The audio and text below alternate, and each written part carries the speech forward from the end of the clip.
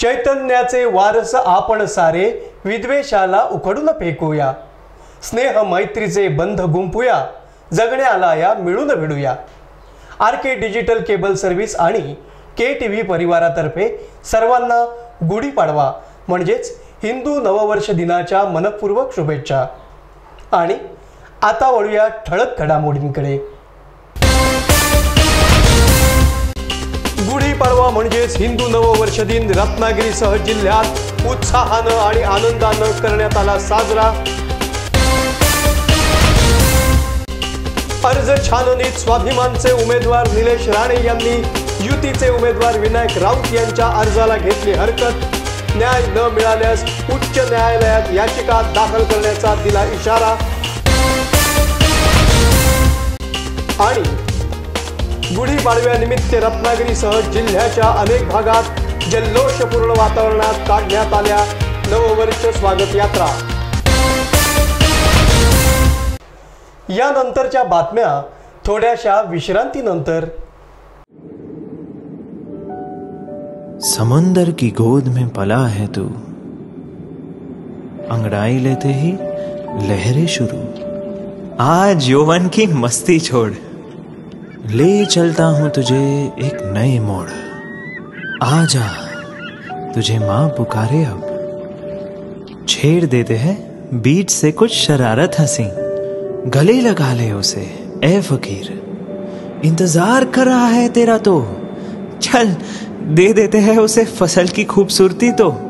आजा तुझे मां पुकारे अब, मीलों आगे चलना है हमें। सिर्फ फसल नहीं, तेरे स्पर्श की चाह में बैठे हैं शहरों में भी कहीं। उनके मुख पे भी लानी है मुस्कान, उन्हें भी देनी है एक नई पहचान। आजा तुझे मां पुकारे अब। फिनोलेक्स पाइप्स पहुंचाए पानी को अपनी मां के पास। साहेब, बोला पाटील। एक अडचण होती, 1 महिन्यासाठी रजा हवी होती। रजा? कशासाठी? थोडा मेडिकल प्रॉब्लेम होता, हर्नियाचं ऑपरेशन करायचं आणि शिवाय रिकव्हरीला थोडा वेळ लागतोच ना। हर्नियाचं ऑपरेशन? माझं ऐका पाटील, तुम्ही मोर्या हॉस्पिटलमध्ये ऑपरेशन करा, तिथं सगळं सोयीचं आहे। दुर्बिणीनं शस्त्रक्रिया करतात, त्यामुळे तुम्ही एका दिवसात घरी जाऊ शकता। एका दिवसात? अहो, 1% ऑपरेशन करतात, कमी दुखतं, त्यामुळे रोजच्या कामाला तुम्ही लवकर जाऊ शकता। लवकर म्हणजे?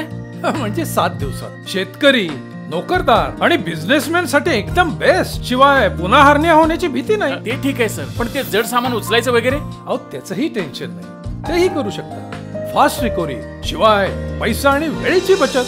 बोला, देऊ महिनाभराची रजा? अजिबात नको हो, मोर्या एवढं पाठीशी असताना महिनाभर काम धंदा सोडून कोण घरात बसणार?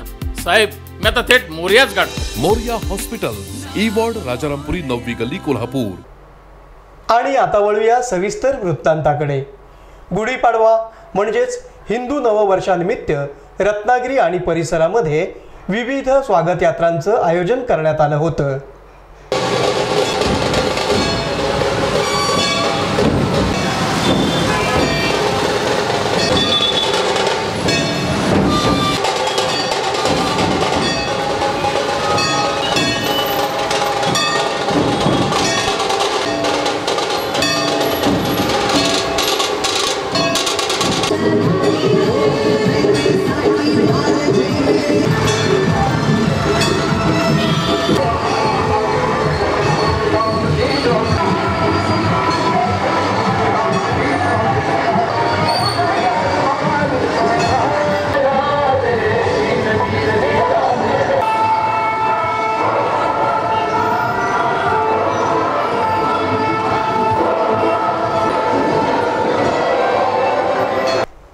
या नववर्ष स्वागत यात्रेची सुरुवात श्री देव भैरी मंदिरात श्रीफळ वाढवून आणि गऱ्हाण घालून करण्यात आली।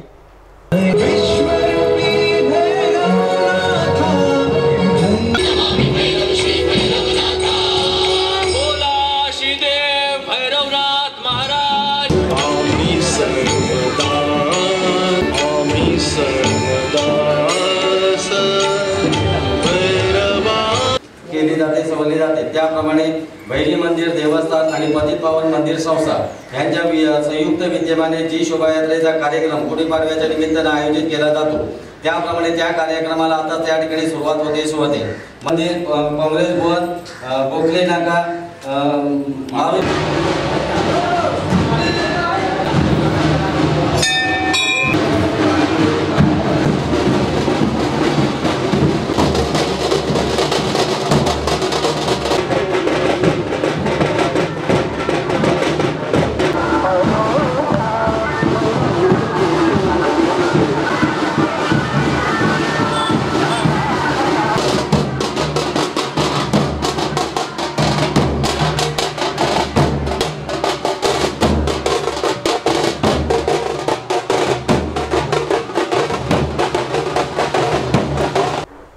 रत्नागिरी शहराच्या विविध भागातून मार्गक्रमण करणाऱ्या या स्वागत यात्रेमध्ये विविध प्रकारचे सुमारे 40 चित्ररथ सर्वांचं लक्ष वेधून घेत होते।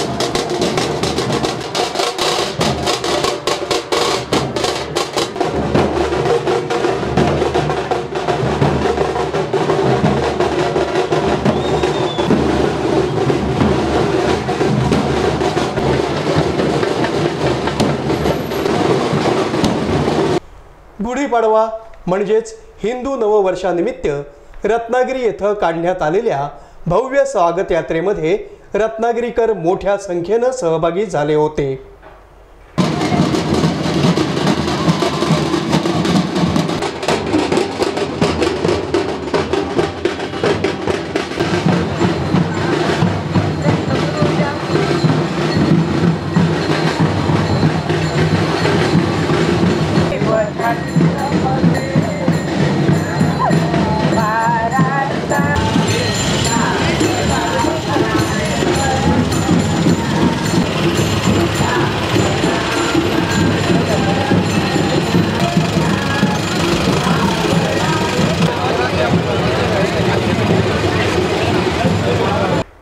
गुढीपाडव्यानिमित्त कुवारबाव येथे कुवारबाव पंचक्रोशी ब्राह्मण सभा यांच्या वतीने स्वागत यात्रेचं आयोजन करण्यात आलं होतं। अनेक हिंदू बांधवांनी आपल्या अंगणात गुढी उभारून आणि त्याची मनोभावे पूजा करून गुढीपाडवा सण उत्साहाने आणि आनंदाने साजरा केला।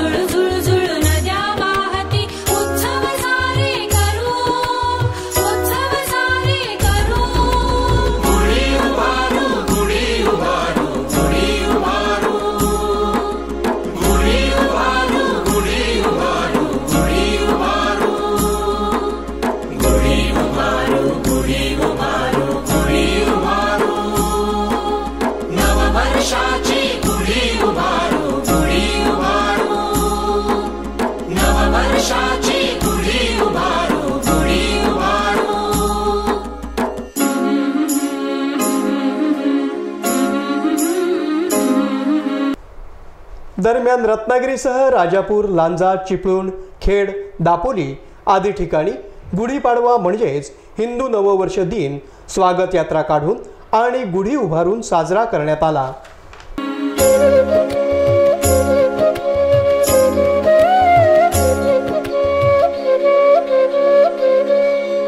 नवी पालवी उमलून आली, नवी पालवी उमलून आली, आम्र आम्रवृक्षतो मोहरला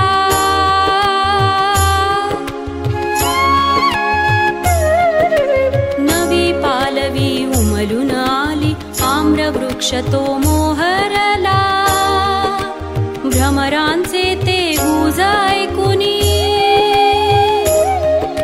भ्रमरांचे ते गुज ऐकुनी मोगराही दरवळला. रत्नागिरी येथील जनसेवा ग्रंथालयाच्या माध्यमातून साहित्यिक गुढी उभारण्यात आली. सलग दुसऱ्या वर्षी साहित्यिक गुढी उभारण्यासाठी पुस्तकं, मासिकं यांची तोरणं बांधून गुढी उभारण्यात आली. सृष्टीतून चैतन्य लागले ठाई ठाई स्फुरू सृष्टीतून चैतन्य लागले ठाई ठाई स्फुरू गुढी उभारू गुढी उभारू गुढी उभारू चैतन्याची गुढी उभारू गुढी उभारू चैतन्याची गुढी उभारू गुढी उभारू.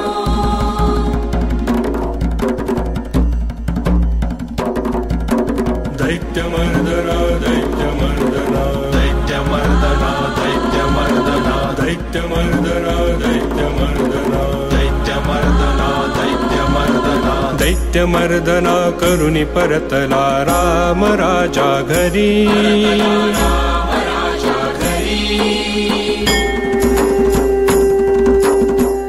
मराठीतील विविध ग्रंथांचं त्यानंतर पूजन करण्यात आलं. लेखक सचिन भडभडे यांनी या उपक्रमाची माहिती दिली. ग्रंथालयाचा एक चांगला उपक्रम आहे. आपण दरवर्षी गुढीपाडव्याला गुढी उभी करतो. पूर्वीच्या काळी राम जेव्हा अशा प्रकारे वनवास संपून आले तेव्हा त्यांची गुढी उभी करून लोकांनी त्यांचं आनंदाने स्वागत केलं होतं. तो गुढीपाडवा एक अत्यंत असा उपक्रम, चांगला उपक्रम आहे आणि तो आम्ही साहित्याच्या रूपामध्ये या ठिकाणी साहित्यिक गुढी उभी करत आहोत. साहित्याची या ठिकाणी गुढी उभी केलेली आहे. म्हणजे या ठिकाणी गुढी उभी करून त्याला ज्या माळा बांधलेल्या आहेत त्या पुस्तकाच्या आणि अंकाच्या स्वरूपात त्या ठिकाणी ती माळ उभी केलेली आहे. आणि या ठिकाणी ग्रंथपूजन, ग्रंथप्रदर्शन आणि या ठिकाणी त्याचं ग्रंथासमोर एक व्याख्यानी, अभंगवाणी, तुकारामाची अभंगवाणी अशा प्रकारचे एक कार्यक्रम आयोजित या ठिकाणी केलेला आहे. RK डिजिटल केबल सर्व्हिस आणि KTV परिवारातर्फे आमच्या सर्व दर्शक, जाहिरातदार, केबलधारक आणि हितचिंतकांना गुढीपाडव्याच्या मनपूर्वक शुभेच्छा. लोकसभा निवडणुकीसाठी नामनिर्देशन पत्र दाखल करताना सादर करण्याच्या प्रतिज्ञापत्राला युतीचे उमेदवार विनायक राऊत यांनी उत्पन्नाबाबत चुकीची माहिती देऊन निवडणूक आयोगाची फसवणूक केली असल्याची तक्रार निलेश राणे यांनी केली आहे. जो त्यांनी टॅक्स फाईल केला आहे त्याच्यामध्ये टोटल इन्कम 2016-17 म्हणजे टोटल उत्पन्न वार्षिक वर्ष म्हणजे वार्षिक 2016-2017 इथे 3,65,750 असं केलेलं आहे. आता हे महाशय झाले खासदार 2014ला. चला त्या वर्षाचा पगार मी साईडला काढतो. त्याच्यानंतर खासदाराची सॅलरी ही 1 लाख रुपये असते आणि त्याच्यावरती अलावन्स आणि सगळं मिळून 1,90,000 रुपये. जर 1,90,000 रुपये जर तुम्ही वर्षातल्या 12 महिन्यामध्ये तुम्ही जर ॲड केले तर त्याची रक्कम जवळपास काहीतरी 23 लाखापर्यंत जाते. म्हणजे त्यांनी ही इन्कम, मी खासदार तो इन्कममध्ये TDS कट होऊन ती सॅलरी जाते. म्हणजे ते एक्झेम्प्टेड नाही, म्हणजे ते टॅक्सेबल आहे. कुठलाही सॅलरी ज्याला TDS कट होतो ती टॅक्समधून वगळू शकत नाही, एक्झेम्पशन नाही. ही रक्कम जी आहे ती कमी दाखवण्यात आली आहे, लपून ठेवण्यात आलेली आहे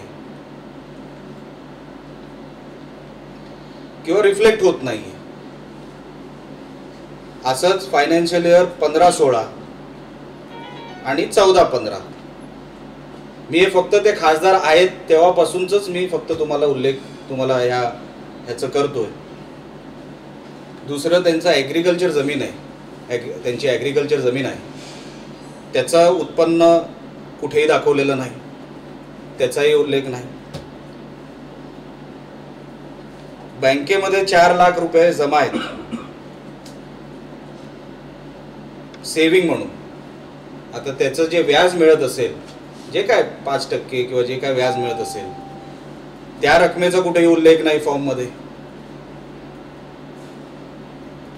सेव्हिंग अकाउंटच्या व्याजाचं म्हणतोय मी, त्याचा कुठेही उल्लेख नाही. मुंबईमध्ये एक प्रॉपर्टी आहे जिथे हा खासदार 30% भागीदार आहे. कमर्शियल कॉम्प्लेक्स आहे जिथे 30% भागीदार आहे विनायक राऊत. त्याचंही उत्पन्न कुठे दाखवलेलं नाही. हे असे सगळे विषय मी माननीय कलेक्टर साहेबांसमोर आणि जे ऑब्झर्वर साहेब आहेत त्यांच्यासमोर मी उपस्थित केले आणि त्यांना सांगितलं की साहेब, हा एक ऑफेन्स आहे.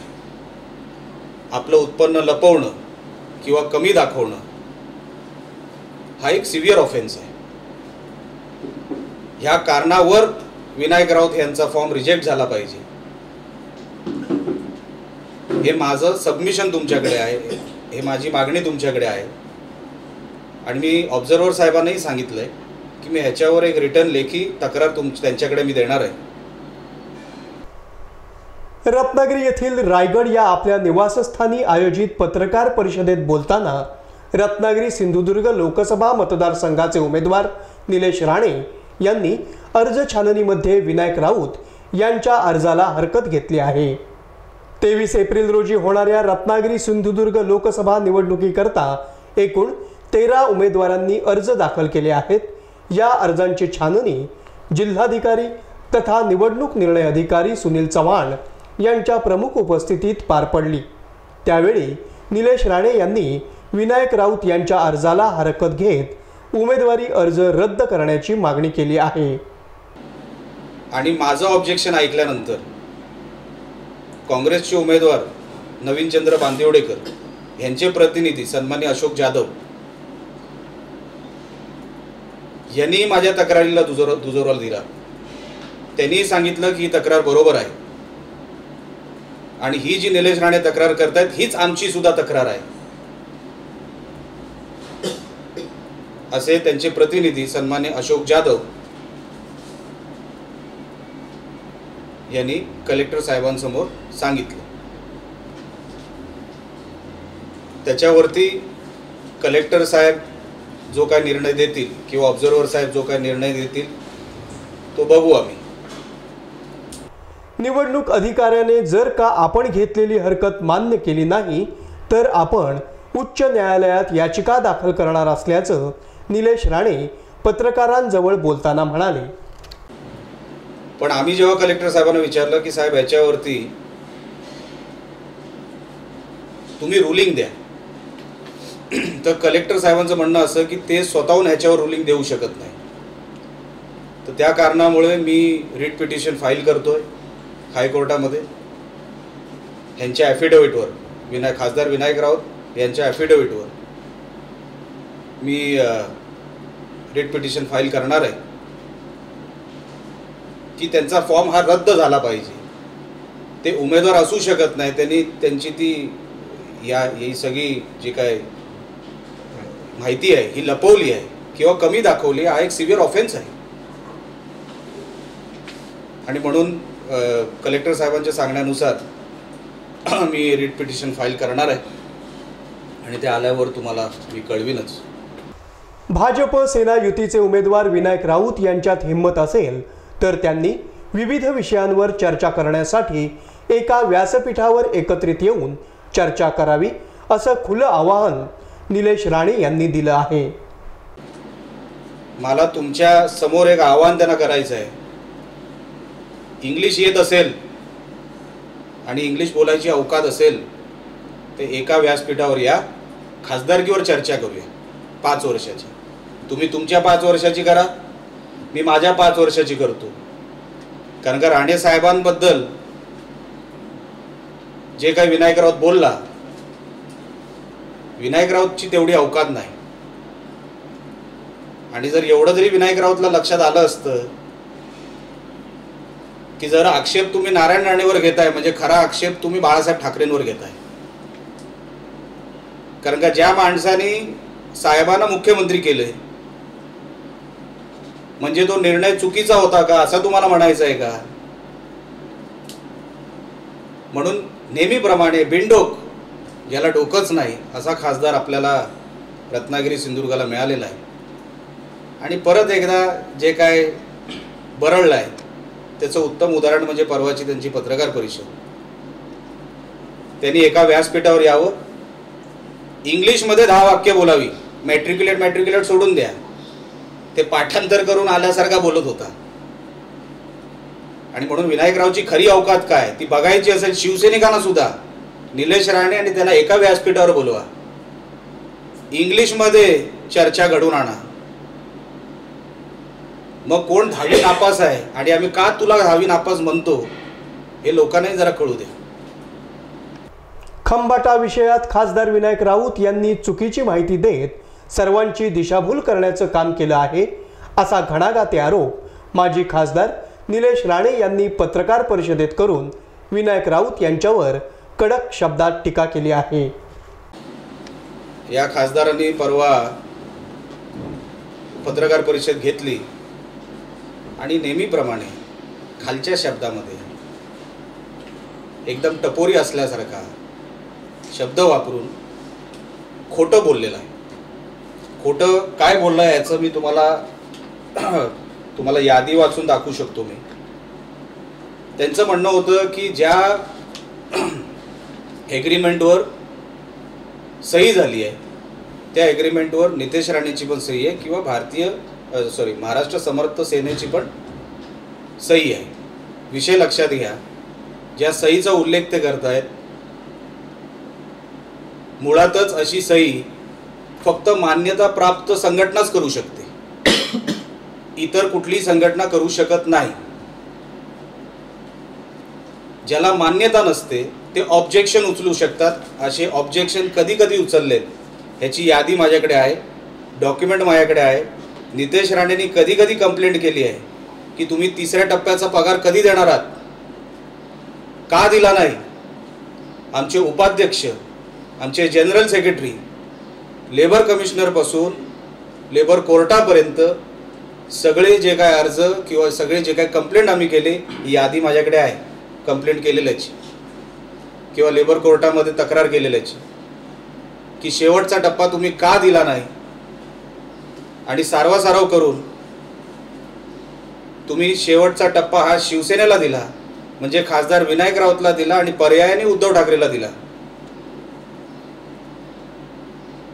अशी ती केस आहे. आणि म्हणून नेहमीप्रमाणे हा अडाणी खासदार, चिंपाट खासदार हा खोटा बोललेला आहे. आणि खोटं पण असं सरळ बोललेलं आहे की त्याला वाटतं की कोणाकडे त्याच्यासारखे तो जसा पुरावा दाखवू शकत नाही तसा आम्ही दाखवू शकत नाही. हे पुरावे माझ्या हातात आहे, तुम्ही कधी व्हेरिफिकेशनला ते पुरावे बघू शकता. पुन्हा एक नजर आजच्या ठळक घडामोडींवर.